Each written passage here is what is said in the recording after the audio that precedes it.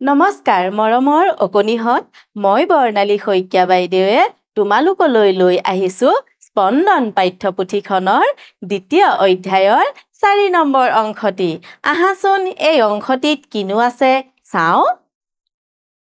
জ্ঞান সম্প্ৰসাৰণ ভাবি লিখা আহাচোন কিনো লিখি থোৱা আছে পঢ়ি চাওঁ ভেবেলাৰ শহুৰেকৰ ঘৰত মাঘ বিহু উপলক্ষে বিবিধ পিঠা পনা তৈয়াৰ কৰিছে তোমালোকৰ ঘৰত পালন কৰা এটা উৎসৱৰ নাম লিখা আৰু সেই উৎসৱ উপলক্ষে তোমালোকৰ ঘৰত কি খাদ্য সামগ্ৰী প্ৰস্তুত কৰা তাৰ এখন তালিকা তৈয়াৰ কৰা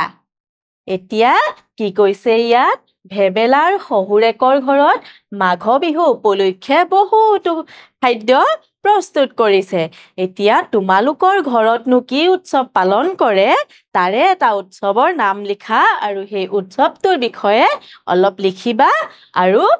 তোমালোকৰ ঘৰতনো কি খাদ্য প্ৰস্তুত কৰে সেই উৎসৱটোৰ উপলক্ষে ধুনীয়াকৈ লিখিবা আৰু লিখি লৈ তোমালোকে তোমালোকৰ সমনীয়াৰ লগত আলোচনা কৰিবা হ'ব এইবাৰ চাওঁ আহাচোন অনুমান কৰি কোৱা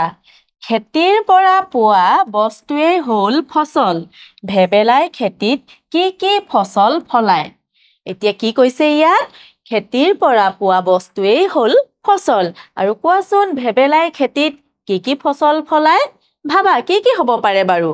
নিশ্চয় ধান হ'ব পাৰে সৰিয়হ হ'ব পাৰে ঠিক তেনেদৰে তোমালোকে ভাবাচোন আৰু কি হ'ব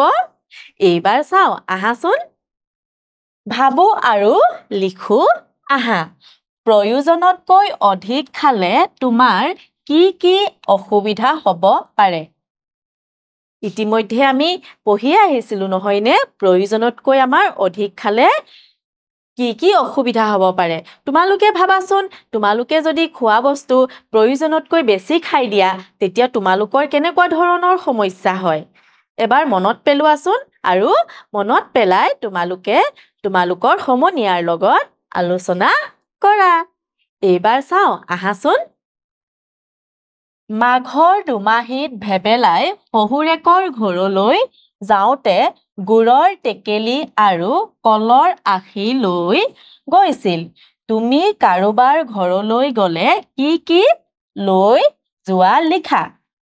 এতিয়া মাঘৰ দুমাহীত যেতিয়া ভেবেলা শহুৰেকৰ ঘৰলৈ গৈছিল কি লৈ গৈছিল গুড়ৰ টেকেলি আৰু কলৰ আখি এতিয়া তোমালোকে ভাবাচোন তুমি যদি বা তোমালোকে যদি কাৰোবাৰ ঘৰলৈ যোৱা তেতিয়া তোমালোকে কি লৈ যোৱা তোমালোকে দলত আলোচনা কৰাচোন কোনে কি লৈ যোৱা হ'ব এইবাৰ চাওঁ আহাচোন কবিতাটোত ভেবেলাই মাঘৰ দুমাহীৰ দিনা শহুৰেকৰ ঘৰলৈ গৈছিল তুমি বাৰু কাৰ ঘৰলৈ যোৱা লিখা এইটো তোমালোককে কৰিব দিছে কি কৈছে কবিতাটোত ভেবেলাই মাঘৰ দুমাহীৰ দিনা কলৈ গৈছিলে শহুৰেকৰ ঘৰলৈ আৰু তুমি বাৰু কাৰ ঘৰলৈ যোৱা তাৰে এখন তালিকা প্ৰস্তুত কৰা আৰু সমনীয়াৰ বিলাকৰ লগত আলোচনা কৰা হ'ব এইবাৰ চাওঁ আহাচোন তলৰ বাচন বৰ্তনবোৰলৈ মন কৰা কোনটো কি কামত ব্যৱহাৰ হয় কওঁ আহা এতিয়া চোৱাচোন এই বাচন বৰ্তনখিনি দেখা পাইছানে কি আছে বাৰু কোৱাচোন কাঁহী বানকাঁহী বটা কলহ বাতি বানবাতি লোটা শৰাই এই বাচন বৰ্তনসমূহ আমি নিশ্চয় দেখা পাইছো নহয় জানো দেখিছানে তোমালোকে প্ৰত্যেকৰ ঘৰতে প্ৰায়বিলাক বাচন বৰ্তন থাকে এতিয়া প্ৰথমতেই কোৱাচোন আমাৰ কাঁহী কি কাৰণে ব্যৱহাৰ হয় কাঁহী আমাৰ খাদ্য বস্তু লৈ খাবৰ বাবে ব্যৱহাৰ হয় নহয় জানো তাৰ পাছত কোৱাচোন বানকাঁহী কি কাৰণে ব্যৱহাৰ হয় একে বানকাঁহীটো আমাৰ কি কৰে খাদ্য বস্তু লৈ আমি খাওঁ তাৰ পাছত কি আছে বটা কি কাৰণে ব্যৱহাৰ হয় কোৱাচোন আমাৰ কি হয় বটাত বিভিন্ন ধৰণৰ তামোল পাণ জাতীয় বস্তু আলহী আহিলে আগবঢ়াই দিবৰ বাবে ব্যৱহাৰ হয় নহয় জানো তাৰ পাছত কি আছে কলহ কলহ কিয় ব্যৱহাৰ হয় কলহত আমাৰ পানী থয় নহয়নে পানী আনিবৰ বাবে কলহ ব্যৱহাৰ কৰে তাৰ পাছত চাও আহা বাটি বাটি আমাৰ কি কাৰণে ব্যৱহাৰ হয় জুলীয়া বস্তু খাবৰ কাৰণে নহয়নে ইয়াৰ উপৰিও বাটিত আমাৰ কি কৰে জলপানো খায় নহয় জানো তাৰ পাছত আছে বানবাটিও একে আমাৰ জুলীয়া বস্তু খাবৰ কাৰণে ব্যৱহাৰ হয় আৰু লগতে কি হয় কেতিয়াবা জলপানো খোৱা হয় নহয় জানো তাৰ পাছত কি আছে লোটা আমাৰ কি কাৰণে ব্যৱহাৰ হয় পানী লবৰ কাৰণে নহয়নে আমাৰ লোটা পানী থবৰ কাৰণে ব্যৱহাৰ হয় তাৰ পাছত শৰাই আমাৰ কি কাৰণে ব্যৱহাৰ হয় শৰাই আমাৰ বহুত সন্মানত ৰখা হয় ঘৰত নহয়নে আমাৰ যেতিয়া নামঘৰে হওক বা বিভিন্ন ধৰণৰ পূজা পাতল কৰিলেই হওক আমাৰ শৰাইত কি কৰে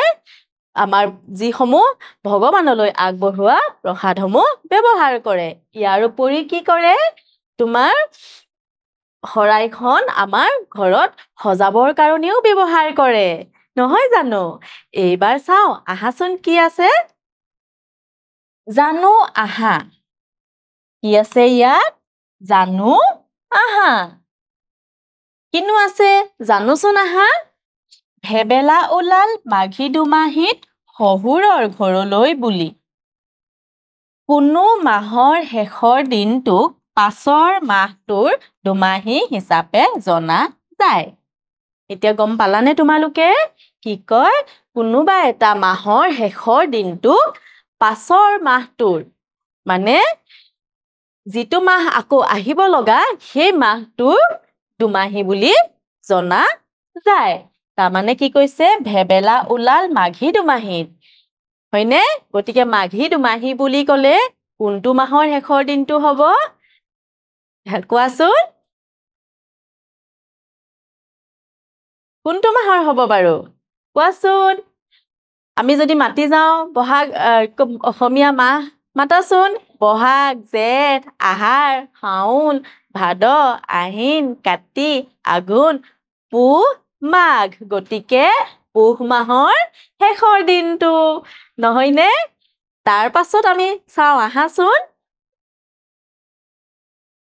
যেনে আহিন মাহৰ শেষ দিনটো কাতি মাহৰ দুমাহীক সংক্ৰান্তি বুলিও কোৱা হয় এতিয়া গম পালানে তোমালোকে আহিন মাহৰ শেষৰ দিনটোৰ কি কয় কাতি দুমাহী বুলি কয় আৰু দুমাহীক কি বুলি কয় সংক্ৰান্তি বুলিও কয় এইবাৰ চাওঁ আহাচোন তলৰ প্ৰশ্নসমূহৰ শুদ্ধ উত্তৰটো বাছি উলিয়াই সঠিক ঘূৰণীয়া চিনটো পূৰ কৰা ইয়াতে কি আছে কিছুমান বাক্য লিখি থোৱা আছে আৰু এটা প্ৰশ্ন দি থোৱা আছে কোনটো মিলিব ক খ গ ঘ কোনটো শুদ্ধ হ'ব এইফালে আমাক কি কৰিব দিছে গুল কৰিব দিছে গতিকে আমি প্ৰথমতে পঢ়ি চাওঁ আহাচোন কোনটো দিন বহাগ মাহৰ দুমাহী ইয়াতে কত লিখি থোৱা আছে বহাগ মাহৰ প্ৰথম দিনটো জেঠ মাহৰ শেষৰ দিনটো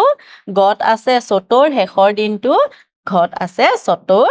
প্ৰথম দিনটো কোনটো হ'ব বাৰু গ হ'ব নহয়নে চতৰ শেষৰ দিনটো বহাগ মাহৰ দুমাহী বুলি কয় গতিকে আমি ইয়াত কি কৰিম গ নম্বৰ এইফালে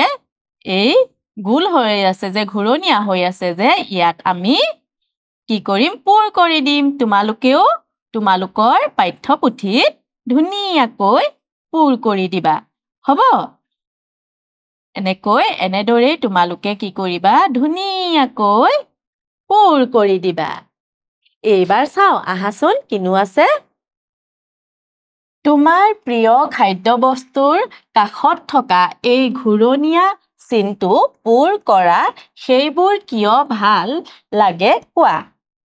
এতিয়া চোৱাচোন তোমালোকে ইয়াত কি আছে কল গাখীৰ কেক পিঠা লাৰু আৰু এইকেইটা খাদ্য বস্তুৰ ভিতৰত তোমাৰ যিটোৱে ভাল লাগে কি কৰিবা এই যে খালী হৈ আছে ঘূৰণীয়া হৈ আছে যে সেই ঠাইটোত তোমালোকে পূৰ কৰি দিবা হ'ব এইবাৰ চাও আহাচোন তলৰ ছবিখন চাই কি বুজিছা কোৱা ইয়াতে আমাক কি কৰিছে চাৰিখন ছবি দি থোৱা আছে দেখিছানে কত এখন আছে খ গ ঘ এই ছবিখন কি কাৰণে দি থৈছে বাৰু কোৱাচোন তোমালোকে প্ৰথম ছবিখনলৈ চোৱাচোন তোমালোকে কি আছে ইয়াত কি কৰিছে বাৰু ইয়াত মানুহজনে কি কৰি আছে কুঁহিয়াৰ কাটি আছে নহয়নে তাৰ পাছতে চোৱা খ নম্বৰ প্ৰশ্নখনত কি কৰিছে মানুহ এজনে কি কৰিছে গৰুৰে কুঁহিয়াৰ ৰস উলিয়াই আছে নহয়নে চোৱাচোন তোমালোকে তাৰ পাছতে চোৱাচোন গ নম্বৰত কি আছে সেই কুঁহিয়াৰ ৰসখিনি উলিয়াই জুইত কি কৰিছে বাৰু মানুহজনে গৰম কৰিছে তাৰ পাছতে ঘ নম্বৰত কি কৰিছে এই যিসমূহ ৰস সেই ৰসসমূহ কি কৰিছে এটা কলহত বা টেকেলিত হৈ গৈছে তাৰ মানে বুজি পালা নহয় কি কৰিছে গুৰ প্ৰস্তুত কৰিছে